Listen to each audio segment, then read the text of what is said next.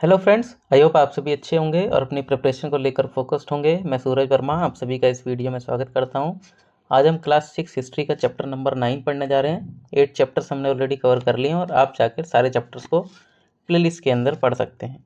और इस चैप्टर के रिविजन नोट्स आपको डिस्क्रिप्शन में मिल जाएंगे, तो आप इस चैप्टर को ईजिली रिवाइज भी कर सकते हैं। चलिए बिना देरी करे अपने चैप्टर्स को आगे बढ़ाते हैं। हमारे चैप्टर का नाम है न्यू एम्पायर्स एंड किंगडम्स, यानी कि नए साम्राज्य और राज्य। बेसिकली इस चैप्टर में हमको गुप्ता एम्पायर के बारे में बताया गया है और गुप्ता एम्पायर के बाद जो नए एम्पायर आए, गुप्ता एम्पायर के बाद पोस्ट गुप्ता एम्पायर, उनके बारे में भी थोड़ी सी इन्फॉर्मेशन दे रखी है। चैप्टर की स्टार्टिंग होती है एक कहानी के साथ, जिसमें अरविंद नाम का एक बच्चा है।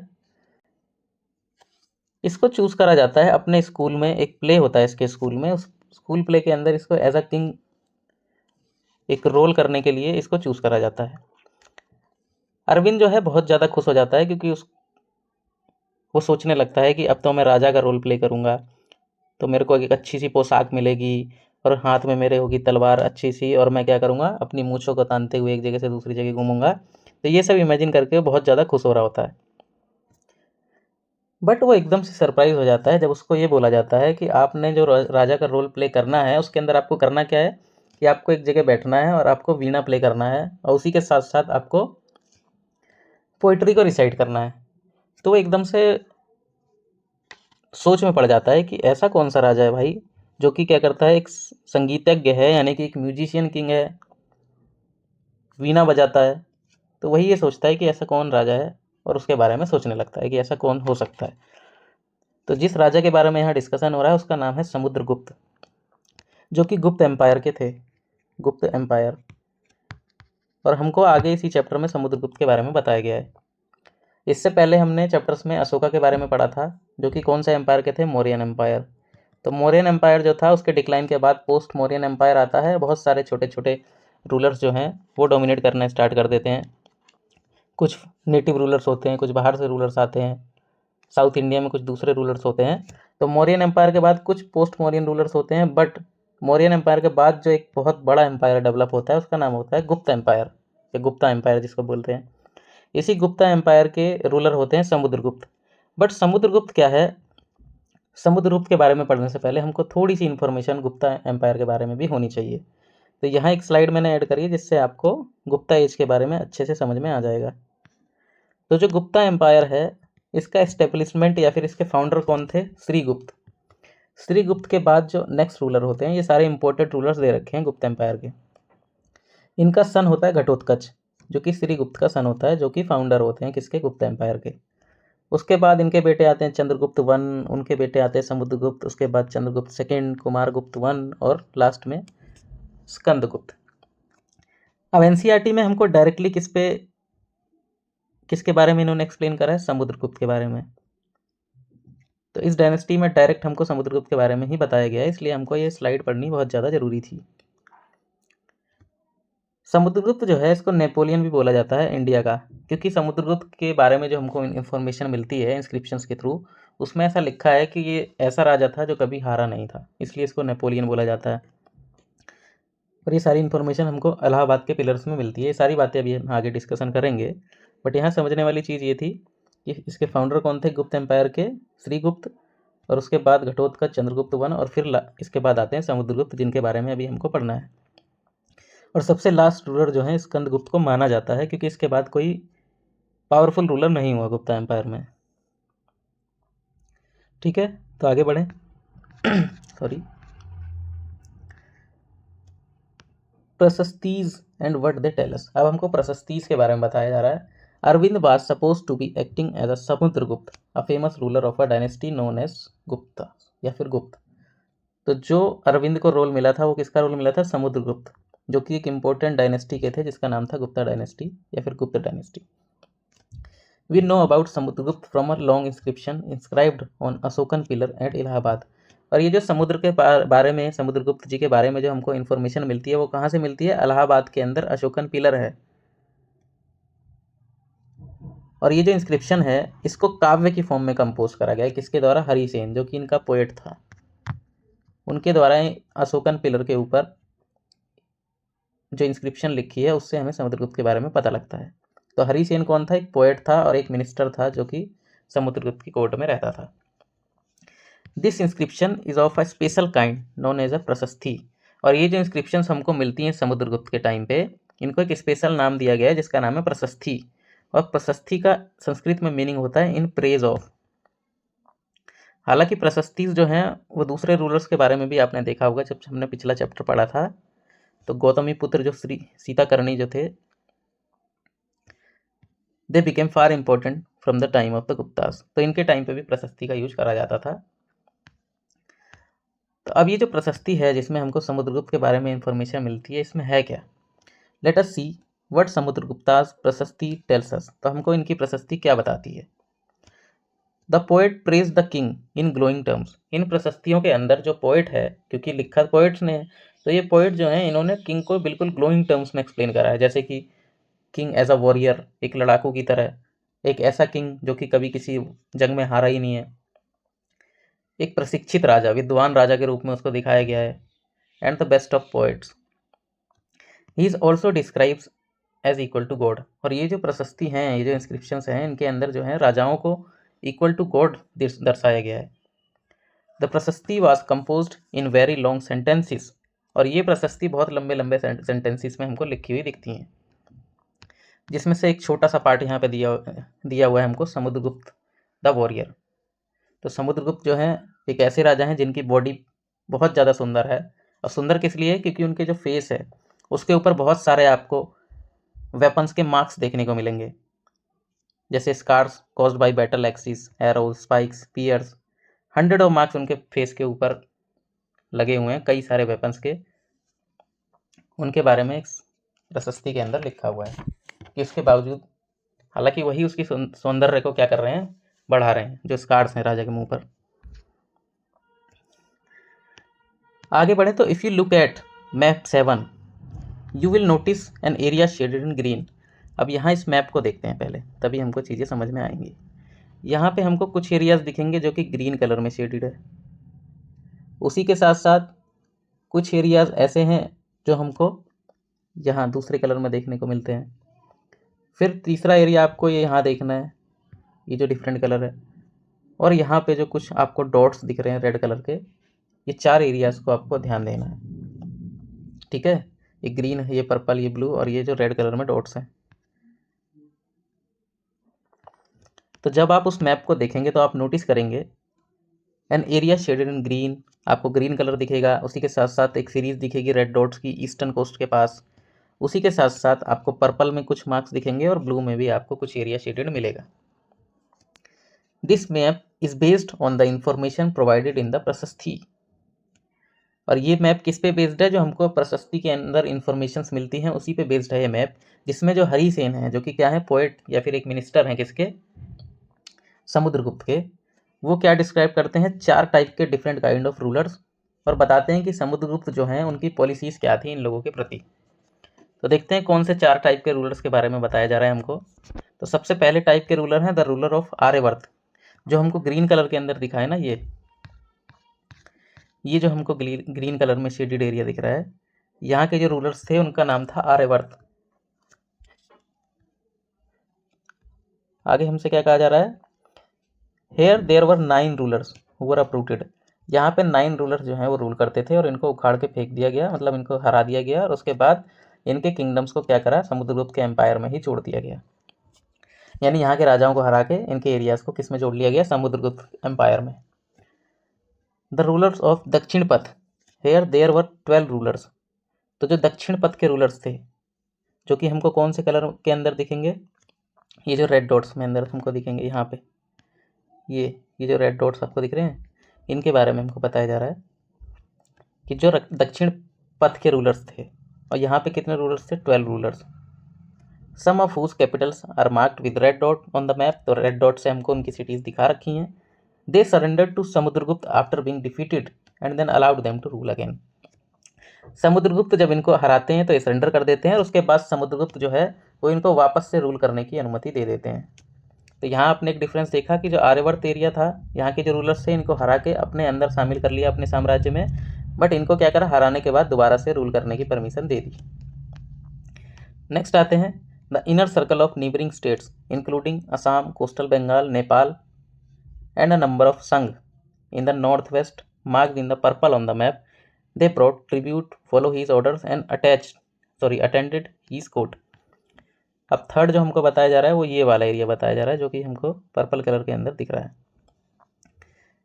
ये जो एरियाज हैं यहाँ के जो रूलर्स हुआ करते थे वो क्या करते थे, समुद्रगुप्त के लिए ट्रिब्यूट लेके आते थे, उसी के साथ साथ उसके ऑर्डर्स को फॉलो करते थे और इनकी कोर्ट्स को अटेंड भी करते थे। अब fourth, the rulers of the outlying areas, यानी कि ये जो हमको स्काई ब्लू कलर के अंदर दिख रहा है ये वाले रूलर्स, ये इनके बारे में हमसे कहना चाह रहा है कि the rulers of outlying areas marked in blue on the map perhaps the descendant of the Kushan and Shakas. तो यहाँ के माना जाता है कि जो रूलर्स थे वो किसके डिसेंडेंट थे, कुषाण और शाकास के, और जो रूलर्स थे श्रीलंका के इन्होंने सबमिटेड कर दिया इनको, यानी कि इनके रूल को इन्होंने मान लिया and offer daughters in marriage, और अपनी बेटियों की शादी भी इनके साथ कर दी। तो यहाँ जो प्रशस्ति हमको मिलती है हरिसेन की उसमें 4 टाइप के रूलर्स के बारे में बताया गया है और ये भी बताया गया है कि किस तरीके से क्या क्या पॉलिसीज़ थी समुद्रगुप्त की इन लोगों के प्रति। तो आई थिंक ये टॉपिक आपको समझ में आया होगा।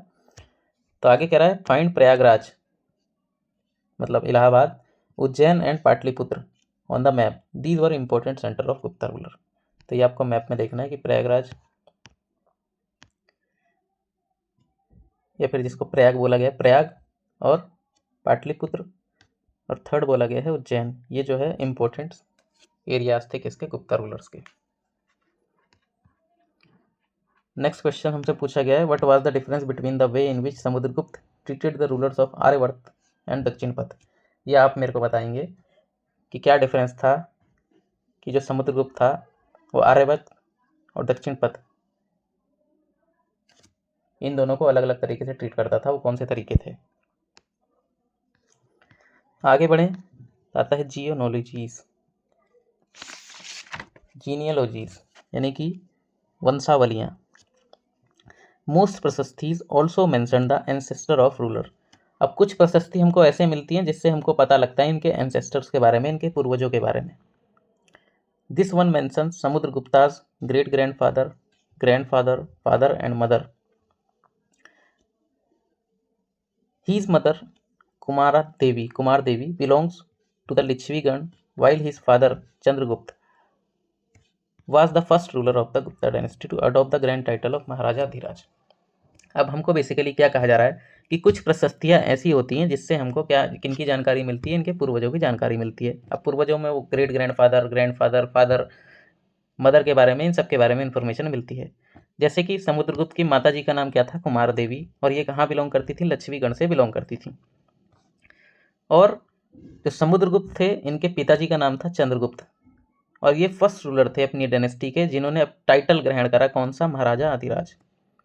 अब होता क्या था गुप्ता एम्पायर में ना, ये धीरे धीरे जैसे जैसे आगे बढ़ता गया लोगों ने अपने आगे टाइटल्स जोड़ने स्टार्ट कर दिए। जो शुरू के थे इनके ग्रेट ग्रैंडफादर या ग्रैंडफादर, ये लोग नॉर्मली महाराज यूज करते थे। उसके बाद समुद्रगुप्त के पिताजी को देखोगे चंद्रगुप्त, ये कौन सा टाइटल यूज करने लग गए, महाराजा अधिराज, और इसी को समुद्रगुप्त भी यूज करता था। वही हमसे कहा जा रहा है। His grandfather, while his father Chandragupta was the first ruler to adopt dynasty to adopt the grand title of Maharaja Adharaj, his grandfather and great grandfather are mentioned simply as Maharajas। तो इनके जो grandfather और great grandfather थे generally maharajas in titles का use करते थे। It seems as if the family gradually rose to importance. ऐसा लगता है कि जैसे जैसे फैमिली जो है इसके रूलर्स और ज़्यादा इंपॉर्टेंट होते गए तो इन्होंने टाइटल्स का यूज करना स्टार्ट कर दिया। तो वही हमसे कह रहा है। अब यहाँ आप फर्स्ट स्लाइड में अगर देखोगे तो ये समुद्रगुप्त हैं, इनके पिताजी कौन है, चंद्रगुप्त फर्स्ट। इन्होंने कौन सा टाइटल यूज करा, महाराजा अधिराज, महाराजा अधिराज, और इसी टाइटल का यूज समुद्रगुप्त ने भी करा। और इनके जो ग्रैंडफादर थे या ग्रेट ग्रैंडफादर थे नॉर्मली महाराजाज टाइटल का यूज करते थे। ठीक है, यही हमसे यहाँ बताया गया है। आगे बढ़ें तो arrange these titles in order of importance, raja, maharaja adhiraja और महाराजा। तो राजा सबसे छोटा टाइटल है, उससे बड़ा टाइटल है महाराजा, और उसके बाद महाराजाधिराज। और आगे देखोगे जब इनके पुत्र होते हैं समुद्रगुप्त के, वो कौन सा टाइटल यूज करते हैं, विक्रमादित्य, जिसके बारे में भी हम पढ़ेंगे। Samudragupta in turn figures in the genealogies of the later rulers of the dynasties such as his son। Samudragupta के बारे में हमको दूसरी जीनियोलॉजीज के, जब हम पढ़ते हैं जीनियोलॉजीज को, तो उससे भी हमको समुद्रगुप्त के बारे में पता लगता है। जैसे कि उनके सन जो कि चंद्रगुप्त टू हैं, चंद्रगुप्त टू जो है, इनके बारे में हमें कैसे पता लगता है, इंस्क्रिप्शन से या कोइन से। और चंद्रगुप्त टू जो थे, इन्होंने वेस्टर्न इंडिया में एक्सपेडिशन करा, और वहाँ पे जो लास्ट रूलर थे शाकाज के, उनको इन्होंने हराया। According to later belief his court was full of learned people, about some of them you will learn in chapter 10। और इनकी कोर्ट जो है उसके अंदर ऐसा माना जाता है कि बहुत शिक्षित लोग रहते थे, जैसे कि कालिदास के बारे में आपने सुना होगा, जो कि एक पोएट थे। उसी के साथ साथ एक फेमस एस्ट्रोनॉमर आर्यभट्ट, ये सब किसके कोर्ट में थे, चंद्रगुप्त सेकंड के कोर्ट में, जो कि सन थे किसके, समुद्रगुप्त के। यहाँ एक बॉक्स लिखा है Vikram Samvat, the era beginning in the 58th BCE। तो विक्रम संवत जो है एक इंडियन हिंदू कैलेंडर में माना जाता है, इसकी बिगिनिंग कब होती है, लगभग 58 BCE। इस traditionally associated with Gupta king, इसको ट्रेडिशनली लोग एसोसिएट करते हैं किससे, गुप्ता किंग चंद्रगुप्त सेकंड के साथ, जिन्होंने founded it as a mark of victory over the Shakas and assume the title of Vikramaditya. क्योंकि इस समय इन्होंने क्या करा था, शाकाज जो है उनके ऊपर विक्ट्री प्राप्त करी थी और अपना टाइटल यूज करा था किसका, विक्रमादित्य। तो यहाँ से क्वेश्चन बन सकता है कि विक्रमादित्य जो टाइटल है वो किसने यूज करा, तो याद रखना चंद्रगुप्त सेकंड, इन्होंने विक्रमादित्य वाला टाइटल यूज करा था। और वहीं समुद्रगुप्त और इनके पिताजी चंद्रगुप्त वन जो हैं वो किसका टाइटल यूज करते थे, जनरली महाराजाधिराज, और जो ग्रैंडफादर या ग्रेट ग्रैंडफादर थे वो नॉर्मली महाराजा टाइटल का यूज करते थे। आगे बढ़े तो हर्षवर्धन एंड हर्षचरित। अब यहाँ समझने वाली चीज़ ये है कि गुप्ता एम्पायर के बारे में बस इतना ही बताया गया है। उसके बाद अब हमको लेटर जो पोस्ट गुप्ता पीरियड है उसके कुछ रूलर्स के बारे में बताया जा रहा है। पोस्ट गुप्ता पीरियड, जो गुप्ता पीरियड जो है उसका डिक्लाइन हो जाता है, उसके बाद बहुत सारे रूलर्स होते हैं अलग अलग इलाके में। जैसे नॉर्थ इंडिया में हमको वर्धन डायनेस्टी देखने को मिलती है, और साउथ इंडिया में देखोगे तो आपको ये, जिसके बारे में हम अभी आगे पढ़ेंगे, जिसमें पल्लव, चालुक्याज और पुलकेशिन के बारे में हम पढ़ेंगे। तो चलिए समझते हैं आगे। While we learn about the Gupta rulers from their inscription and coins, we can find out about some kings from biographies। जिस तरीके से हमने गुप्ता रूलर्स के बारे में कैसे पता लगता है, इंस्क्रिप्शंस के थ्रू, कॉइन्स के थ्रू, वैसे और भी राजा हैं जिनके बारे में हमको पता लगता है, बट कैसे पता लगता है, उनकी बायोग्राफीज पढ़ने के बाद। हर्षवर्धन जिन्होंने रूल करा लगभग 1400 साल पहले, वाज वन सच रूलर, जो कि इन रूलर्स में से एक थे। उनके जो कोर्ट पोएट था उसका नाम था बाणभट्ट। बाणभट्ट ने इनकी बायोग्राफी को लिखा है, उसका नाम है हर्षचरित। संस्कृत में उसका नाम क्या है, Harshacharita. This gives us genealogy of Harsh and ends with his becoming king. तो हर्षचरित जो है, इससे हमको पता लगता है किसके बारे में, हर्षवर्धन के बारे में।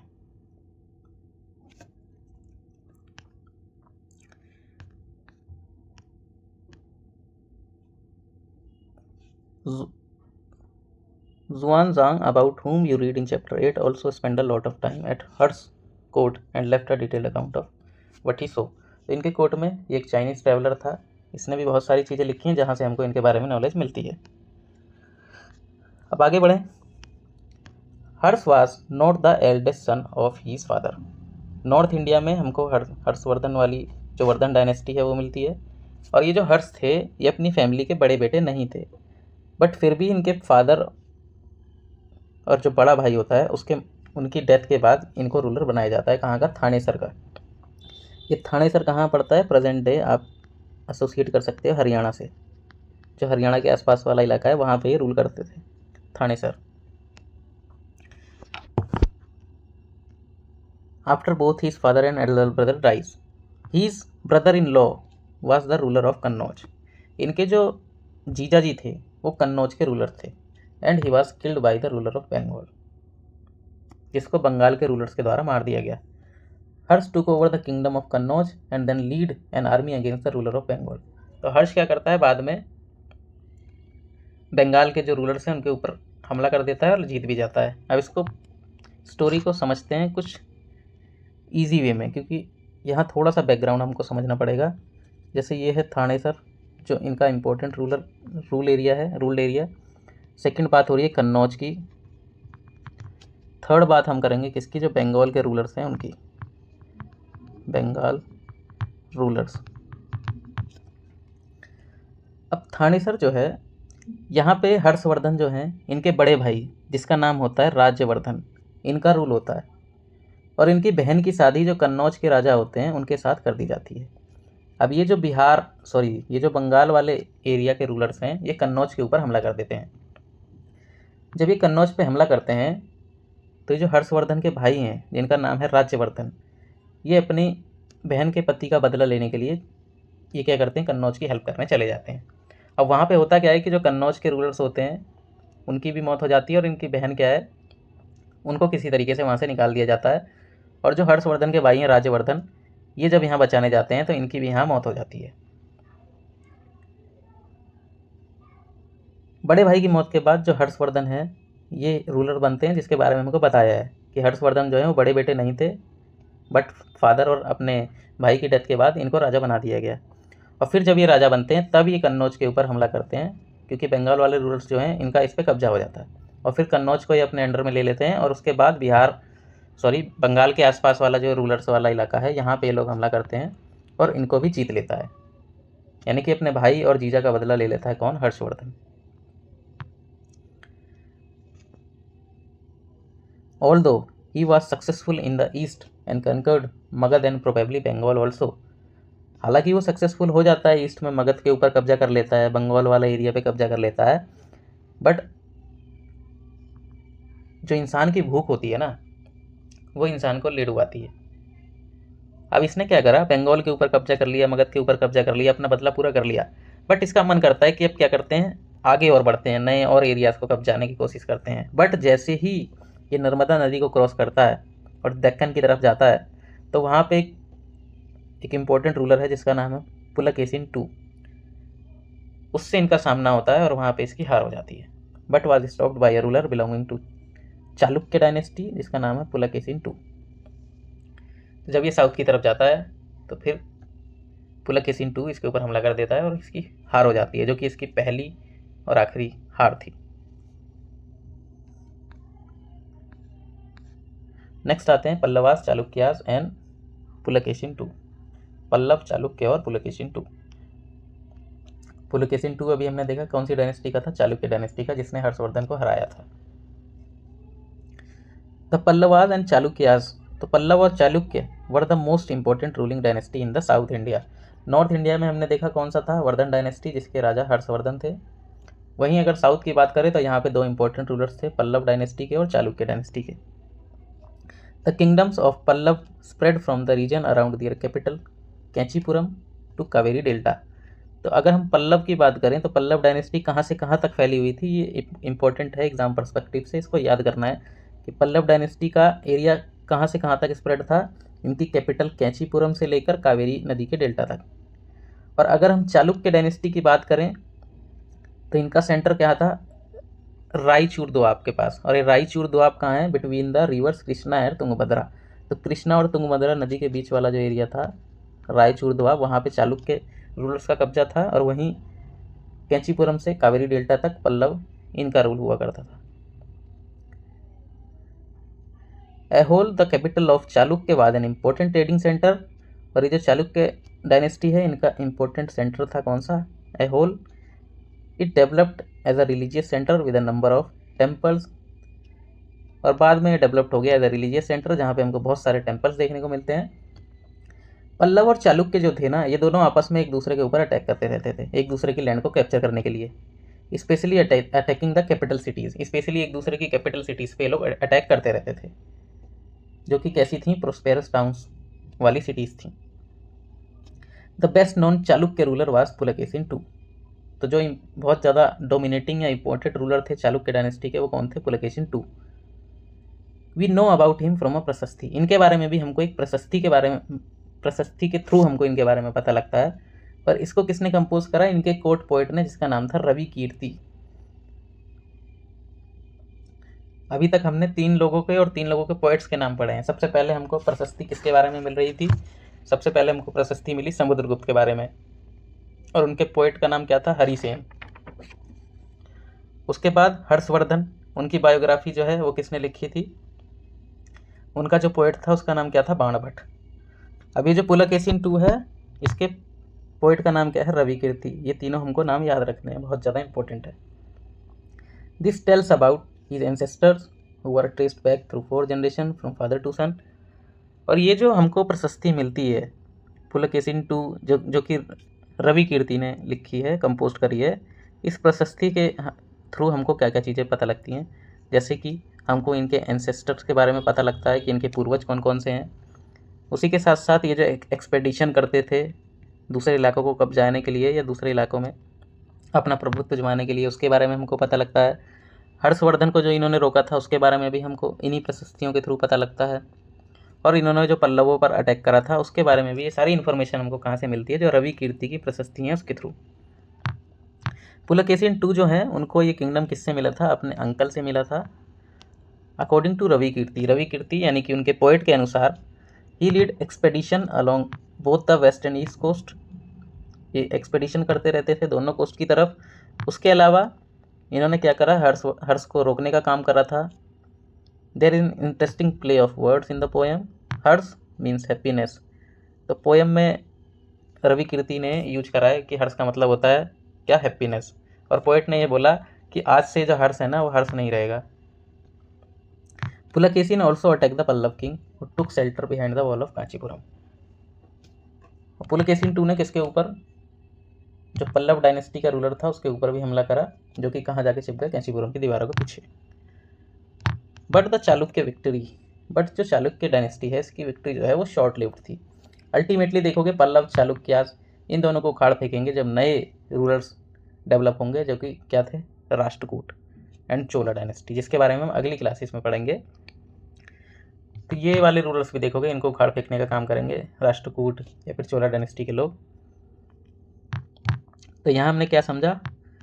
नॉर्थ इंडिया में वर्धन डायनेस्टी, साउथ इंडिया में पल्लव और चालुक्य डायनेस्टी, जिसके इंपॉर्टेंट रूलर्स कौन कौन थे? हर्षवर्धन नॉर्थ इंडिया में, और साउथ इंडिया में पुलकेशिन 2 के बारे में हमने ज़्यादा पढ़ा। नेक्स्ट जब हम आगे बढ़ते हैं तो हम देखेंगे how were these kingdoms administered, कि किस तरीके से ये जो किंगडम्स है इनका एडमिनिस्ट्रेशन किया जाता था।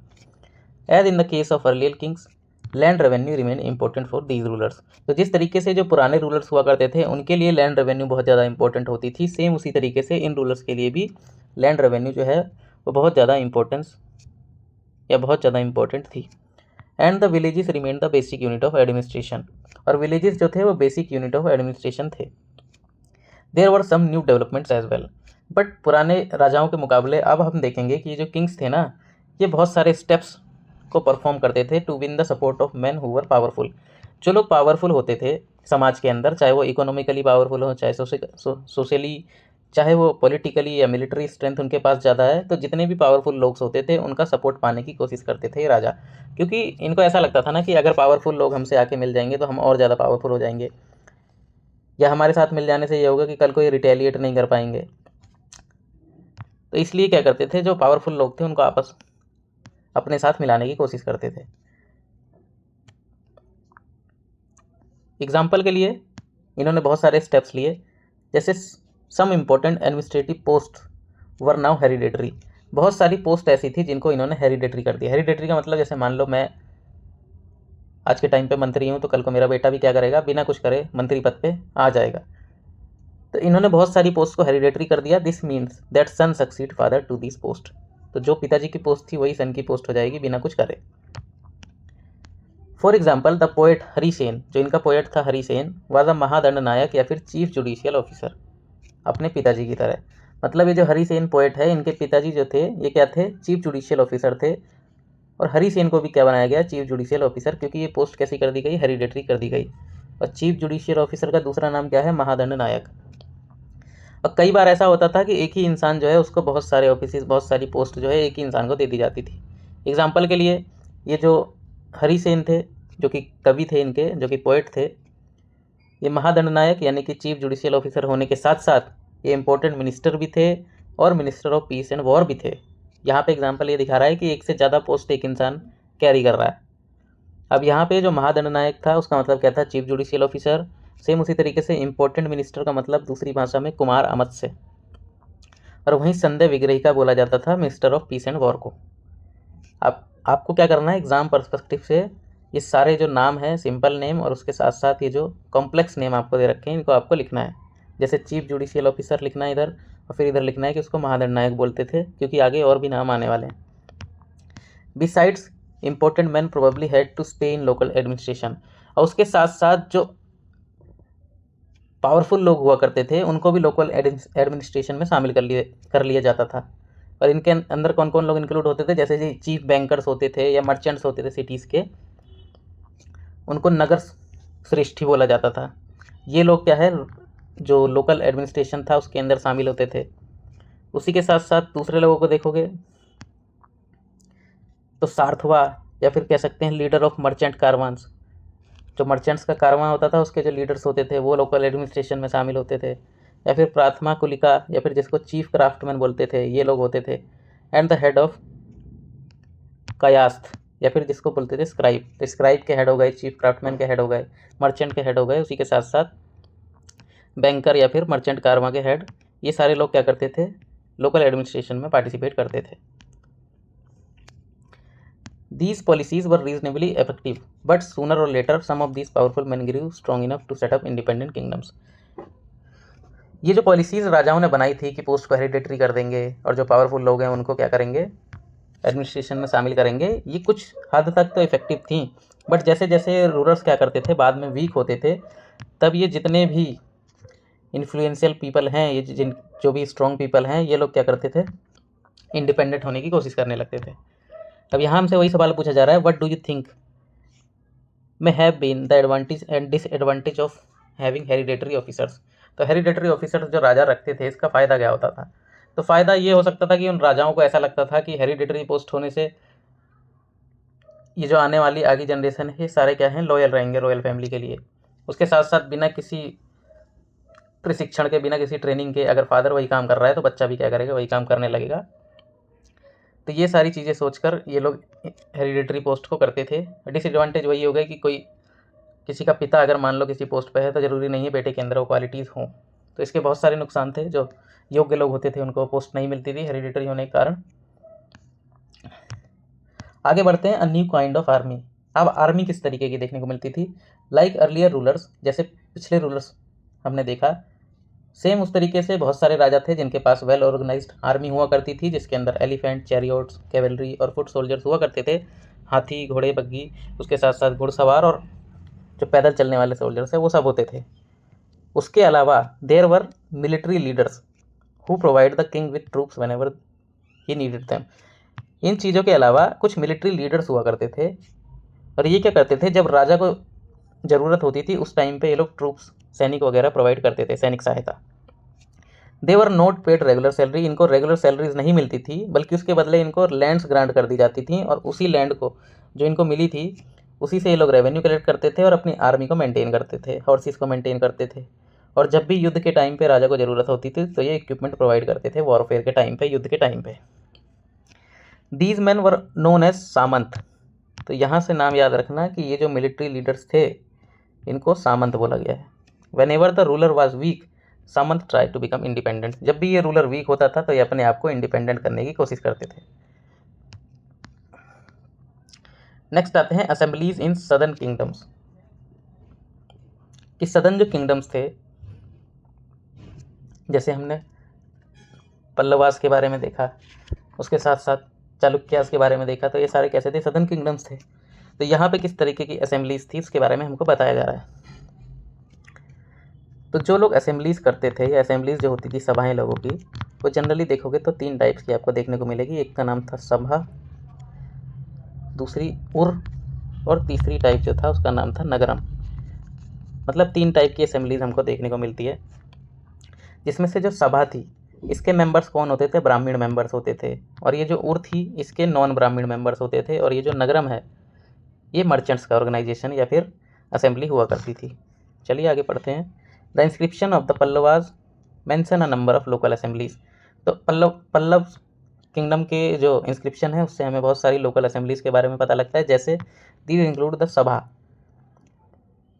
ये जो असेंबली है जिसका नाम सभा है, it is the assembly of ब्राह्मण लैंड ओनर्स। इस सभा के जो मेंबर्स होते थे वो कौन होते थे, ब्राह्मण लैंड ओनर्स। और ये असेंबली काम किस तरीके से करती थी, ये असेंबली अपनी कुछ सब कमिटीज़ बनाती थी जिसका काम होता था irrigation, agriculture operation, roads making या लोकल टेम्पल्स को मेंटेन करना, ये सारा काम इनका होता था। यहाँ समझने वाली क्या चीज़ थी कि ये जो असेंबली जिसका नाम सभा है इसके मेंबर्स कौन होते थे, ब्राह्मण लैंड ओनर्स। आगे बढ़ें तो उर, द उर वाज अ विलेज असेंबली। तो उर क्या है, दूसरी टाइप की असेंबली है जो कि क्या है, एक village assembly found in areas where the land owners were not Brahmins. ये भी लैंड ओनर्स का जो है असेंबली थी, बट यहाँ पे ये लोग ब्राह्मण्स नहीं थे। ब्राह्मण जो थे उनकी असेंबली का नाम क्या था, सभा, और इनकी असेंबली का नाम क्या है, उर। एंड द नगरम, जो कि थर्ड वाली मैंने बताया, was an organisation of merchant. It is likely that these assemblies were controlled by rich and powerful landowners and merchants. और ऐसा लगता है, ऐसा माना जाता है कि ये सारी असेंबलीज को कंट्रोल कौन करता था, लार्ज जो लैंड ओनर्स होते थे और मर्चेंट्स होते थे।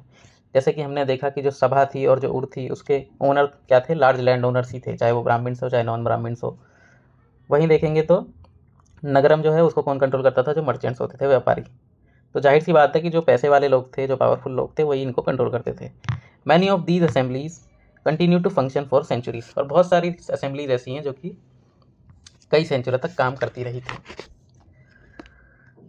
आगे बढ़े तो हमसे बताया जाता है ordinary people in the kingdom की ये जो किंगडम्स होते हैं उस ज़माने में जो आम लोग थे उनकी ज़िंदगी किस तरीके से थी। We can catch an occasional glimpse of the lives of the ordinary people from plays and other accounts. अब बेसिकली होता क्या है, राजा महाराजा के बारे में हमको जानना है तो हमको इंस्क्रिप्शन मिल जाएंगे, उनके कवियों द्वारा उनकी बायोग्राफीज मिल जाएंगी, बहुत सारे सोर्सेज हैं जिससे हम उनके बारे में जान सकते हैं। बट ऑर्डिनरी पीपल के बारे में हमको कैसे पता लगेगा, ऑर्डिनरी पीपल के बारे में हमको जनरली प्लेस के थ्रू या फिर और कोई दूसरे माध्यम है, जैसे ट्रैवलर्स के अकाउंट से हमको पता लगता है कि उस टाइम पे लोगों की ज़िंदगी किस तरीके से थी। जैसे एग्जांपल के लिए कालिदास जो है अपनी प्लेस के लिए बहुत ज़्यादा फेमस है। An interesting feature about this plays is that the king and most brahmins are shown as speaking Sanskrit. इनके प्लेस में एक चीज़ ये निकल के आई है कि उस टाइम पे जो राजा होते थे वो संस्कृत भाषा बोलते थे, और ब्राह्मण्स, उसके अलावा जो ऑर्डिनरी पीपल होते थे वो क्या बोलते थे, प्राकृत भाषा को बोला करते थे। और इनके बहुत फेमस, एक बहुत इंपॉर्टेंट मोस्ट फेमस प्ले है जिसका नाम है अभिज्ञान शकुंतलम। इसका नाम हमको याद रखना है क्योंकि इस यहाँ से हमको पूछ सकता है कि अभिज्ञान शकुंतलम किसके द्वारा लिखी गई है, तो ये उसके रचयिता कौन है, तो Kalidas. It is the story of love between a king named Dushyant and a young women named Shakuntala. अब आप सोचोगे कि अभी हम पढ़ रहे थे ऑर्डिनरी पीपल के बारे में, तो यहाँ पे ये राजा रानी की कहानी दोबारा आ गई, तो ऑर्डिनरी पीपल के बारे में कैसे पता लगा। तो यहाँ जो कालिदास का प्ले है अभिज्ञान शकुंतलम, इसमें खाली 2 ही कैरेक्टर थोड़ी हैं, उसके साथ साथ और भी कैरेक्टर्स हैं जिनके बारे में हमको डिस्क्रिप्शन मिलता है। जैसे इनकी जो स्टोरी है उसके अंदर एक फ़िशरमैन की भी कहानी है। इसका मैं क्रक्स बता देता हूँ, आप पढ़ लेना। कि एक फ़िशरमैन होता है, उसको क्या है, एक रिंग मिलती है जो कि एक्सीडेंटली जो है, जो रानी थी उसकी रिंग खो जाती है एक्सीडेंटली, और एक कोई मछली उसको स्वैलो कर लेती है, तो फिशरमैन को वो मिलता है। तो वो राजा के दरबार में लेके जाता है, तो जो चीफ पुलिस ऑफिसर होता है वो उसके साथ रूड बिहेव करता है, और जो गेटमैन होता है वो उसको चोर साबित कर देता है। बट किंग जब उसको देखता है कि वो, मतलब वो रिंग देखकर खुश हो जाता है और उस फिशरमैन को रिवार्ड देता है। और वही पुलिसमैन जो पहले उसके साथ रूड बिहेवियर कर रहा था और गेटमैन जो है जो उसको चोर बता रहा था, अब उसके रिवार्ड में शेयर लेने के लिए साथ में चले जाते हैं ड्रिंक करने के लिए। तो मतलब कुल मिला के ये कहना चाह रहा है कि इन प्लेस के थ्रू हमको ये पता लगता है कि उस टाइम के ऑर्डिनरी पीपल्स की लाइफ कैसे होती थी, क्योंकि ऑर्डिनरी पीपलों के बारे में भी, नॉर्मल लोगों के बारे में भी इन प्लेस के अंदर लिखा हुआ है। वहीं दूसरा देखें तो जैसे चाइनीज़ ट्रैवलर या चाइनीज़ पिलग्रिम जो थे, जिनका नाम था Faxian. Faxian notice the plight of those who were treated as untouchables by the high and mighty. Faxian जो है वो भी अपने अकाउंट्स में लिखते हैं उन लोगों की दुर्गति के बारे में जिनको कि शहर के बाहर रहना पड़ता था, और जो हाई और जो ऊंचे लोग होते थे, ऊंचे दर्जे के लोग होते थे, पैसे वाले लोग होते थे, वो लोग उनको क्या करते थे, अछूत मानते थे। और वो लिखते हैं, if a man enters a town और अ मार्केट प्लेस, अगर वो इंसान जिसको ये लोग अछूत मानते हैं, उसको अगर मार्केट में जाना है या टाउन के अंदर एंटर करना है, तो he strike a piece of wood, तो उसके हाथ में एक डंडी होती थी और उसको ज़मीन पर मारना पड़ता था। और उसकी आवाज़ सुन के लोगों को ये मैसेज जाता था, मतलब ये लोग मान लेते थे कि इसका मतलब ये है कि इससे अवॉइड करना है या फिर बिल्कुल इसके कॉन्टैक्ट से दूर रहना है, मतलब इससे बिल्कुल भी टच में नहीं आना है। तो यहाँ से भी हमको ऑर्डिनरी पीपल के बारे में पता लगा है कि समाज के अंदर कुछ ऐसे लोग भी थे जिनको अनटचेबल्स कहा जाता था, और लोग इनसे दूरी बनाने की कोशिश करते थे। Banabhatta provide us with a vivid picture of the Kings army on the move. Banabhatta जो है वो भी किंग की आर्मी में बहुत सारी बातें लिखती हैं, जिससे भी हमको पता लगता है ऑर्डिनरी पीपल के बारे में, कि जैसे जो आर्मी होती है किंग के साथ जब वो ट्रैवल करती है, तो बहुत सारे वेपन्स होते हैं, बहुत सारे पॉट्स, एनिमल, ये सारी चीज़ें एक साथ ट्रैवल करती हैं। बहुत बड़ी आर्मी जो है उसके साथ म्यूजिशियन, ड्रम, हॉर्न्स बजाते हुए, ट्रम्पलेट बजाते हुए बहुत विशाल रूप में जो भीड़ है वो निकलती है। और जो विलेजर्स होते हैं, जो गांव वाले होते हैं, वो उनको हॉस्पिटैलिटी प्रोवाइड करते हैं, उनके लिए गिफ्ट्स लेके आते हैं, कर्ड्स लेके आते हैं, गुड़ या फ्लावर्स लेके आते हैं, यहाँ तक कि उनके एनिमल्स के लिए फॉडर भी प्रोवाइड करते हैं। They also try to meet the kings and place their complaints and petition before him. और ये लोग क्या करते हैं, कोशिश करते हैं कि राजा से भी मुलाकात हो जाए और कोई अगर परेशानी हो तो राजा से जाकर बता सकें। The army left trail of destruction behind, elephants often trampled down the huts of villages and oxen yoked the caravans of the merchants ran away scared by the tumult. तो जब ये आर्मी जाती थी तो अपने पीछे क्या है, सर्वनाश करती हुई भी जाती थी। जो बड़े बड़े हाथी होते थे वो क्या करते थे, झोपड़ियों को कुचल के चले जाते थे। वहीं देखोगे हाथियों की आवाज़ सुन के जो घोड़े, जो बैलगाड़ी के अंदर बैल बंधे होते थे, वो भाग जाते थे डर के मारे। तो कुल मिला के हमको यहाँ से डिस्क्रिप्शन मिलता है जो नॉर्मल पीपल थे उनके बारे में, कि किस तरीके से उनकी लाइफ थी। तो ये चैप्टर यहीं पे समाप्त होता है। आज के लिए इतना ही, मिलते हैं नेक्स्ट चैप्टर में नई वीडियो के साथ। Thank you for watching. जय हिंद।